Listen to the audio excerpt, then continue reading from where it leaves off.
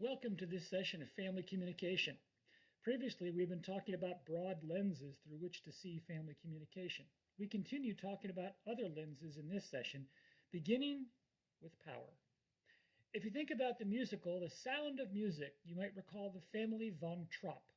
Herr von Trapp, the patriarch of that family, had all the power in the family. You might remember the scene when he lines up his children for them to be introduced to the new governess, and he calls each of them by name with a particular whistle call to go along with it. The children step forward, say their name, and then step backward. As the movie unfolds, we become very clearly able to see that all of the power in that family is held by Herr von Trapp. The kids have very little power.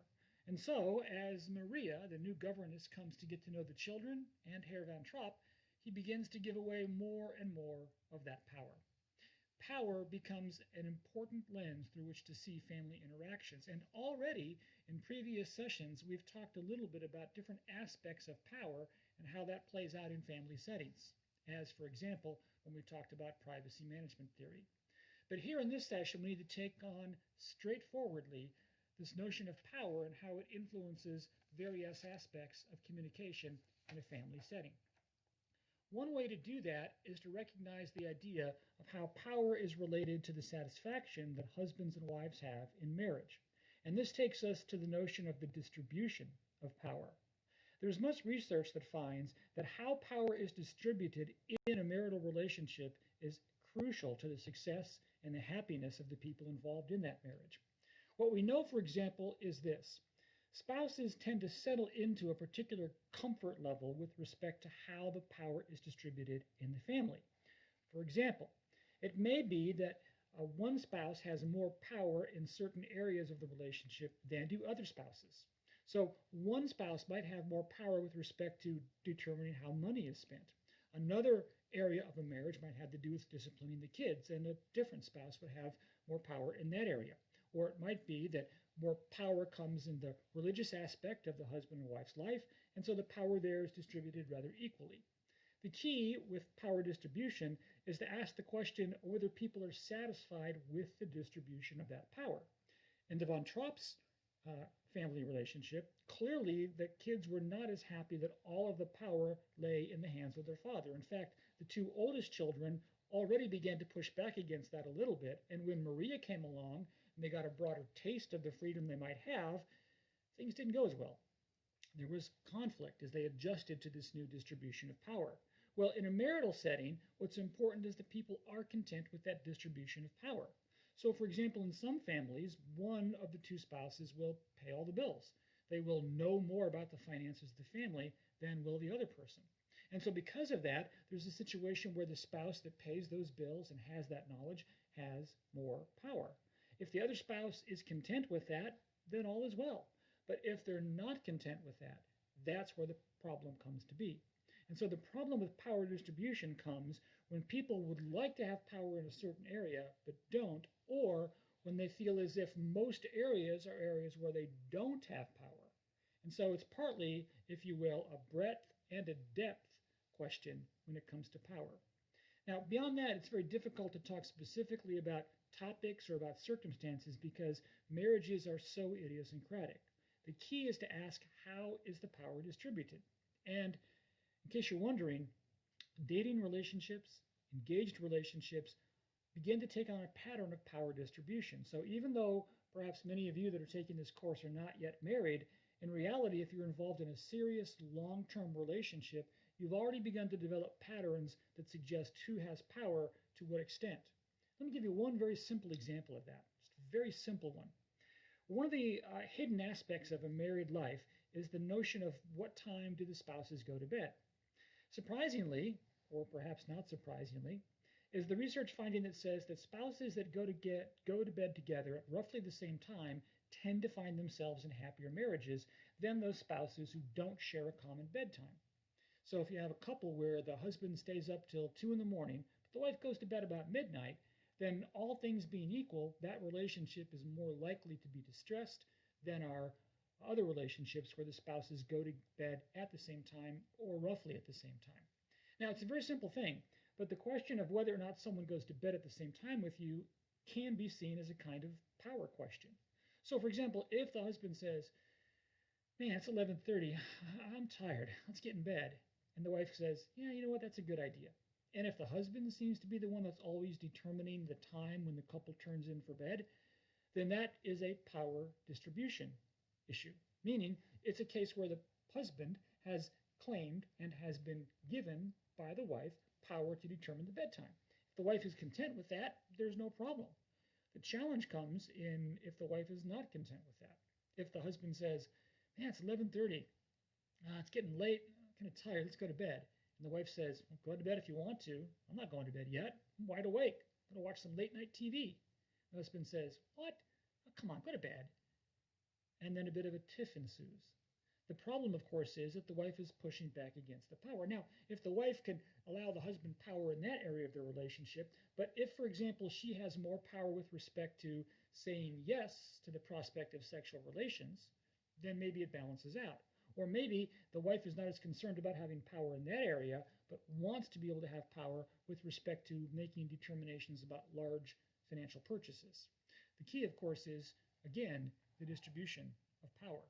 And along those lines, there's a lot of research that finds that a lot of power in marriages is hidden power, meaning one spouse has power, but the other one's not even aware of it. So in the example I gave a minute ago about choosing the bedtime, I'll bet many spouses aren't even aware that there is a kind of power dynamic going on there. And to be fair, that power dynamic might not be that powerful, might not be that important or significant in the overall relationship, but it's there. It's relatively hidden. Also, for example, the ability that a spouse has to simply give their spouse a look that says, "Don't tell that story about me at this dinner table in front of all these people." That is a kind of hidden power. In this case, it's hidden from those on the outside that might not be able to determine or to decipher the look that the spouse gave to his or her spouse. Another dimension of power has to do with emotions and the ability to change people's emotions. There might be someone in your family that just has that ability to put everyone in the family in a bad mood. It's like if your sister is in a bad mood, then everybody in the family is going to be in a bad mood. Well, that is a kind of emotional power. It's the ability to change other people's emotions. And researchers like John Gottman believe that the ability to change people's emotions creates a power imbalance in a family setting. So if your sister's in a bad mood and that puts everybody else in a bad mood, guess who has the most power in the family? Your sister, because she can put everybody in a bad mood. And so Gottman and other researchers want to talk about how that particular kind of power plays itself out.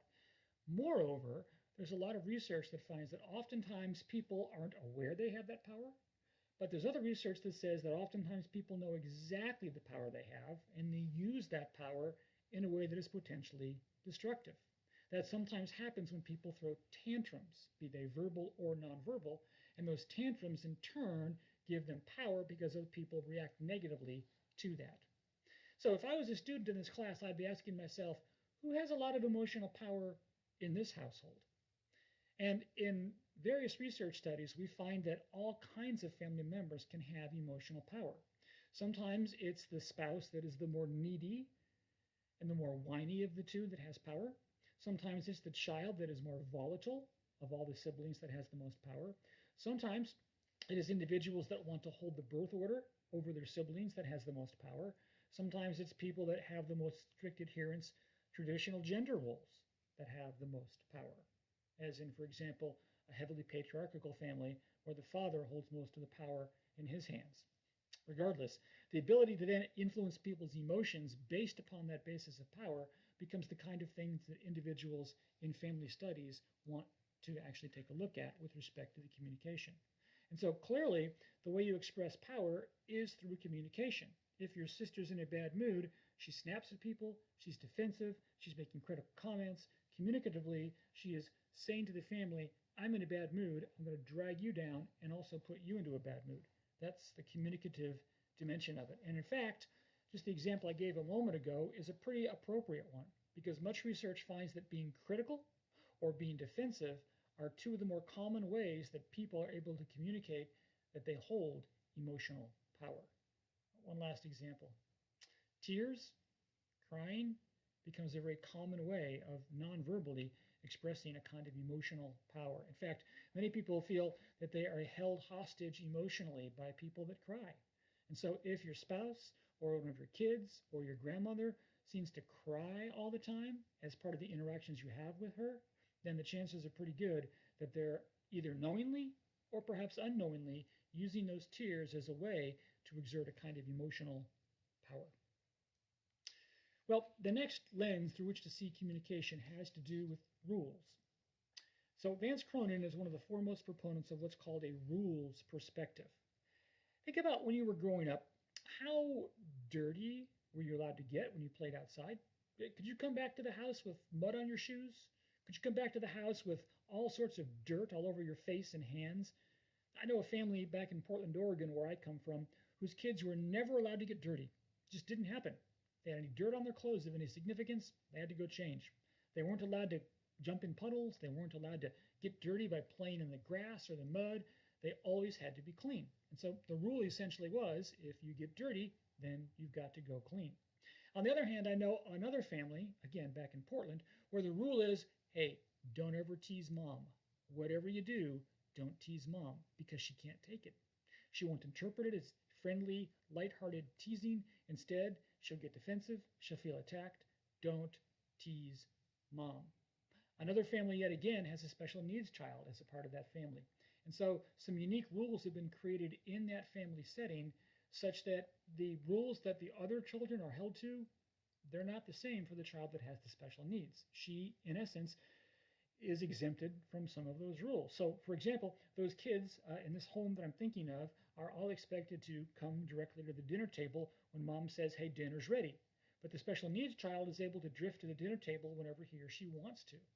Now, we can perhaps quibble about whether that's a good or a bad way to interact with the special needs child and the other kids, but the reality is that family has created a rule that says that the special needs child doesn't have to follow the same rules as everyone else. So rules become a part of any family setting, whether it's just a husband and a wife, or whether there are kids, and in particular, when there are extended family members involved. So what do we know from the research about these rules? Well, you've often heard it said that the first year of marriage is difficult. And one reason why that is the case is because there's an adjustment to the rules of what it takes to be married to people. If you think about it, a husband comes from one family of origin that had a set of rules that seemed to make sense in family life. The wife comes from another family of origin that had rules that made sense when it came to family life. Now the husband and wife are together, they have to create their own set of rules for their family. How are they going to interact? And so these have to be negotiated. And let me give you a very simple example of that. When it comes to privacy, some families have it set up like this. In the home, you should always be properly clothed. So, for example, when you walk from your bedroom 5 steps down the hall to the bathroom, you should be in a bathrobe, not your underwear, or worse, without any clothes at all. Other families are such that if you're just going 5 steps from your room to the bathroom, go ahead, stay in your underwear. Or, for example, another family I know, the husband and wife sleep with the door to their bedroom open. And sometimes they would sleep without clothes on. And so it became a little awkward for the kids when they would walk by and there are their parents sleeping on the bed. And so there are rules like that that you're not even aware of that have to be negotiated. I'll give you one more common one. So a husband and a wife get married, and on the honeymoon, the husband walks into the bathroom and he stands in front of the bathroom and he starts to urinate. The wife walks into the bathroom and stands at the sink and starts to brush her teeth. The husband is taken back by that because he's urinating and he expects to have complete privacy. But the wife thinks that, well, they're married now and they certainly have seen everything else there is to see with respect to their own bodies, and so it's fine to walk in the bathroom and start brushing your teeth. Now, while that might be looked at just as a privacy management issue, the privacy management is oftentimes made real through the rules. So the husband and wife in this example have to come up with a rule. Don't walk into the bathroom when someone is urinating. And so this is partly what makes it difficult to adjust in that first year of marriage. And interestingly enough, the research is very clear that the first year of marriage is typically not the most difficult for husbands and wives. It's probably the second most difficult. The first most difficult year in a marriage of a husband and wife is the first year after the first child is born. So, in other words, it's not year one of their marriage, it's year one with the first child that comes into that marriage. And that's true whether that child is adopted or whether that child is born into this particular family. Why is that? Well, for Vance Cronin and rules perspective researchers, it's because you have to create and come to understand and live by the rules. Now, Carl Broderick is another researcher that has studied rules and how they work in a family setting. Broderick talks about there being different kinds of families, and chiefly there are two kinds of families that he identifies. One are what he calls policy families.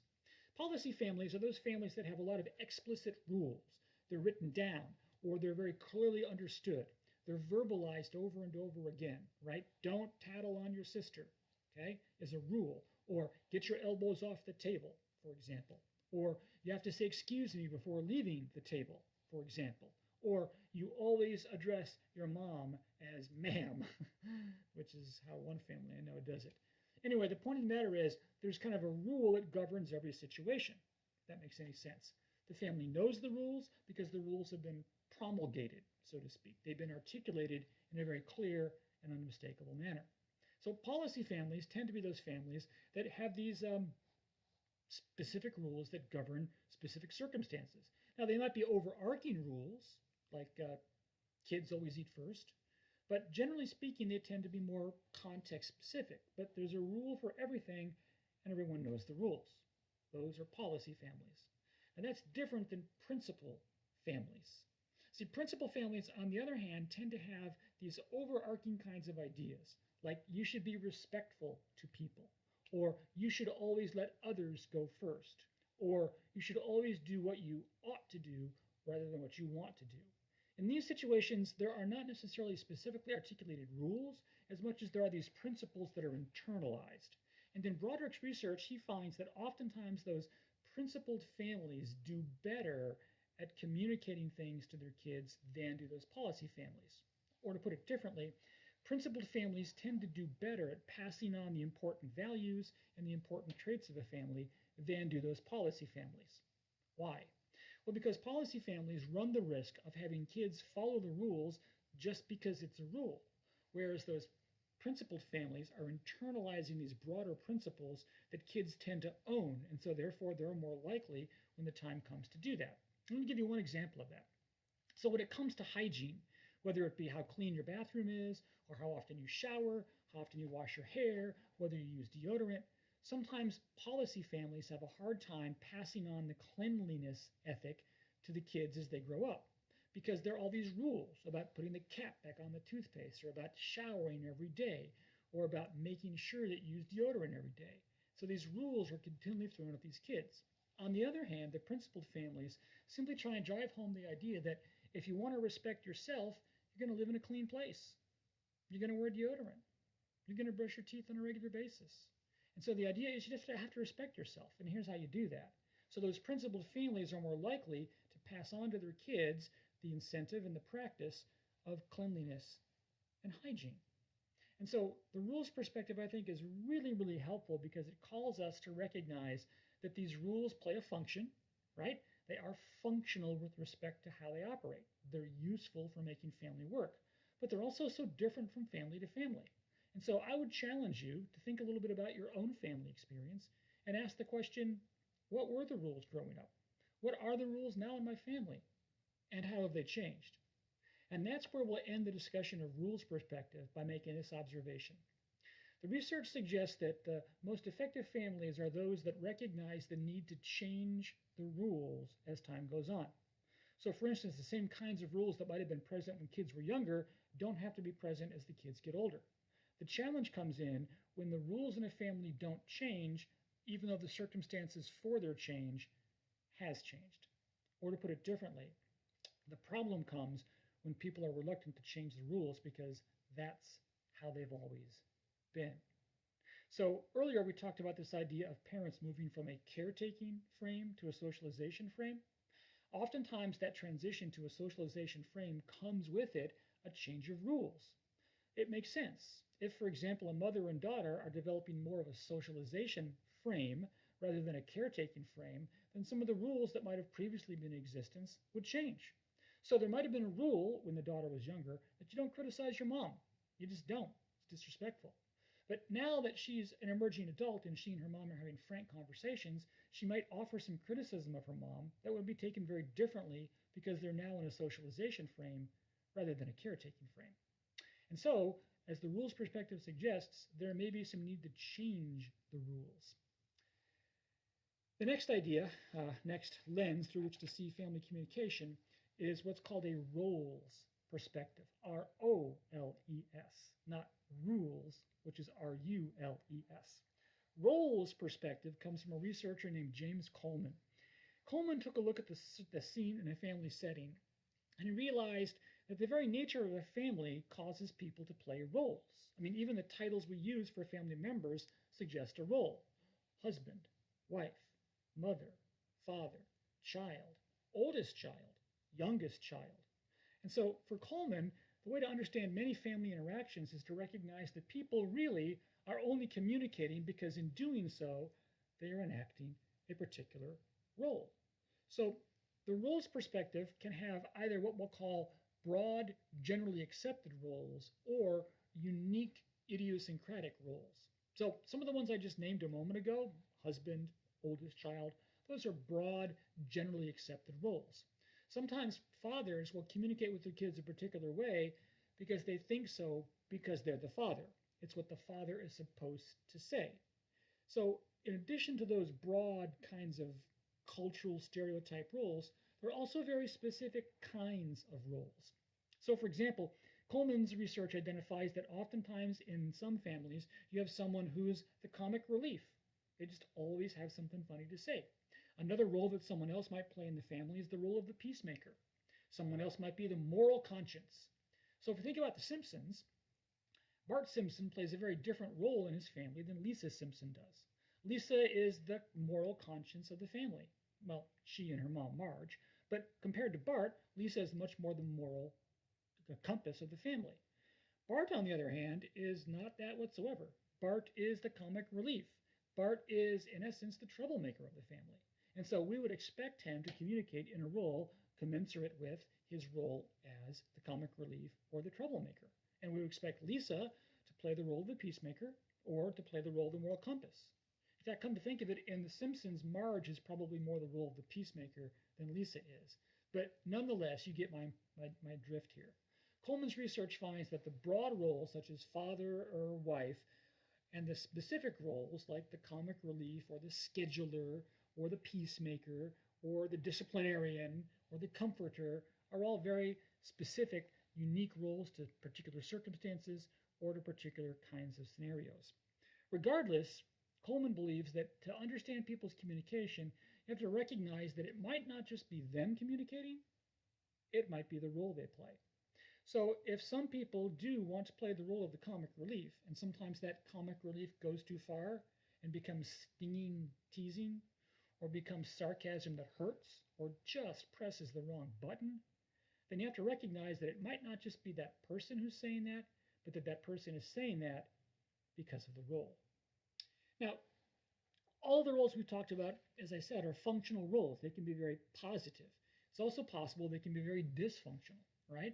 Some people play the role of the conflict avoider when it comes to trying to discipline their kids. They just can't bring themselves to do it. If that saddles the other parent with the role of the disciplinarian all the time, that could conceivably be unhealthy. It's also fair to say that both in the research that James Coleman and others do, that the roles are oftentimes not static. They can be fluid. In other words, they can change over time, right? And I think many of you, as you've grown up, have recognized the change in those roles. So for instance, we know that oftentimes in blended families, when you have a couple of kids that become in a situation where they live with their single mom, their single father, the older of those two kids becomes a kind of second parent. And they take on that second parent role after their biological parents have split up because they need to take care of the younger sibling. And so that is an example of a role change that has occurred where that second parent role wasn't in effect, and then after the split of the parents, it now is. Generally speaking, in the research, the happier people are with their roles in a family, the happier they're going to be in that family. Or to put it differently, if husbands and wives can fall into roles that they're all happy with, then they've gone a long way toward ensuring that their marriage will be a happy one. It's a little harder to say that with respect to children because so much of the raising of children is done at a young age, where the notion of role is not nearly as clearly defined and not nearly as much of a thing, so to speak, with respect to influencing communication. But still, nonetheless, the roles do change and the roles have to be recognized as such. Now, there's one idea that I sometimes talk about in a couple of other classes that I teach that bears on this idea of roles, and that comes from Julia Wood at the University of North Carolina. Wood talks about what are called personal fables. For Julia Wood, personal fables are those kinds of things that people look at and they say, okay, what stories do I tell about myself that are related to these roles that I tend to play? So roles theory from Coleman basically says, okay, people play these roles. Well, personal fables is where we tell a story about ourselves and put ourselves in a particular role. So, for instance, some people cast themselves in the role of the victim. They'll say, oh, I'm so victimized. I'm unlucky in love. I'm a victim because my boyfriend is always stolen from me by people that are prettier. Or, oh, I'm the misunderstood child. My parents just don't get me. They always yell at me. They don't understand my music. They don't understand social media. They don't understand my friends. I'm so misunderstood. I'm the misunderstood one. And so what ends up happening then is that people end up telling themselves a story. It's like they have a narrative and they place themselves in a particular role in that narrative. So sometimes you have heroes, sometimes you have villains, sometimes you have victims, sometimes you have people that are misunderstood, sometimes you have the overlooked person. Now, these are all roles similar to the things like the comforter and the scheduler that we talked about a moment ago. But what makes them different for Julia Wood is that we tell ourselves these stories, that we place ourselves into these roles. And so it's almost like there's this ongoing narrative that helps us rather understand our family interactions. So if I believe that I'm the misunderstood child, then many of my interactions with my mom and my dad will be seen through a lens that reaffirms I'm the misunderstood child. And so in a sense, it becomes a kind of self-fulfilling prophecy.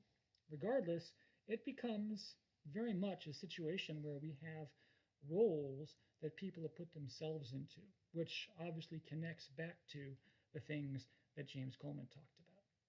Well, related to that is this final idea. That is this idea of what are called families and roles. Let me explain what I mean by that. This is still part of the roles overarching lens, but there's a researcher named Basil Bernstein that says that families tend to either be position-oriented or people-oriented. And here's what I mean by that. A position-oriented family tends to want to put people into categories because of their position. So the oldest child, sometimes because of that position, is expected to say or do certain things that the other ones are not. Or because you are the son, as opposed to being the daughter, you can do certain things that the daughter can't. My wife, for example, grew up in a home where the boys were expected to do all the outdoor work, like cutting the grass and trimming the hedge, and the females, the girls, were expected to do the inside work, the vacuuming the floor, the mopping the floor, the doing of the dishes. Those are position-oriented families. They're very much along gender role stereotypes, or they're much along the role of position. And so it may well be that as the oldest, you are expected to take care of the youngest just because you're the oldest, regardless of whether you're a boy or a girl. And so Bernstein calls these position-oriented families, and he believes that that influences, at least to some extent, the way that people communicate. So you will communicate in accordance with your position. The opposite, of course, are what are called person-oriented families. Person-oriented families basically wants to draw people's role in the family based upon their own personalities, based upon their own skills. And so whoever enjoys doing yard work will get to do yard work, regardless of your sex. Whoever, in fact, is born in whatever order will be tasked with looking after your siblings. Doesn't matter what you are, firstborn, middle child, lastborn, who knows what. And so Bernstein's research finds that both position-oriented families and people-oriented families can be equally effective. That is to say, they can both be equally effective with respect to raising kids that are healthy, respect to having families that are healthy and functional, and everything is working. At the end of the day, All of these relate in one way or another to the notion of roles and the roles that families play within a family kind of a context. And so, whether it be this notion of personal fables from Julia Wood, or a policy versus a position, or a person versus a position-oriented family, whether it be anything related to roles, I would encourage you to ask the question, how does that relate to my family? Was yours a position-oriented family or a person-oriented family? What personal fables have you told yourself about you and your parents, or about you and your siblings? And I would ask you to consider the rules in your family and where those rules came from. What are the rules? Are you happy with the rules? Can you change the rules? And how do the rules influence the way you communicate with each other?